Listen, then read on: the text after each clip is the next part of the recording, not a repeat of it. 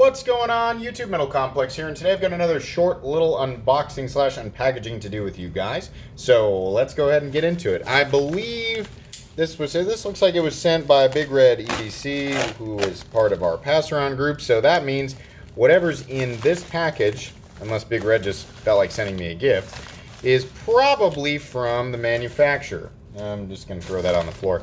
And we've got another package. Big Red doing his part to make sure that the knife is safely packaged up and makes it to the next recipient safely. Sorry, I'm trying to cut into this, but I'm also trying to not cut my fingers and not cut the contents of the package. Given that rainbow steel is what it is, a finely crafted exotic material, obviously I'm not having trouble with it. Okay, here we go. QSP. Haven't had a QSP knife on the channel for a minute. Ooh. Okay, so this is presentation and all. This is a little bit nicer than what I have seen from QSP. Okay, so this is clearly a model from their premium line. Okay, I'm intrigued. Now, how?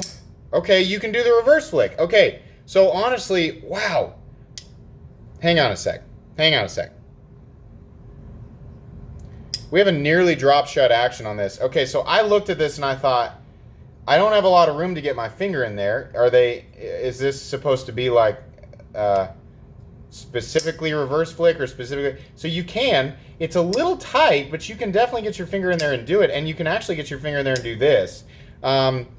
This is very gentlemanly. Very, very gentlemanly. Take a look at that nice, slightly contoured carbon. Interesting. So the inlay is slightly contoured and shadow boxed by the titanium frame, which is flat. That creates an interesting aesthetic and an interesting feeling. Very nice though. Really, really nice blade. What do we have here for the blade steel? S35VN, nice. Looks like you can see their full engagement on the lock face there. The lock bar insert rather, which looks to also double as the over travel stop. Obviously running on bearings. Unbelievably smooth. Really, really smooth. I think this is the first premium QSP that I have taken a look at. This is nice. This is a nice knife. I did not know that QSP was doing things like this. Very interesting. I like the size. I really like that I can get my entire hand around it. It does require, you know, if I move back here to the position that you're going to be in the primary choil, it is a 3-finger position pocket knife, but this flat area up here actually does allow me to get my entire hand around it, despite it being, I'm going to guess, probably a 7-inch knife. We'll measure it, even though we're going to measure it again on the review. Yeah, it's about 7 inches overall, so it's impressive. Really, really cool knife. First impressions of this are positive. I think that's a neat knife.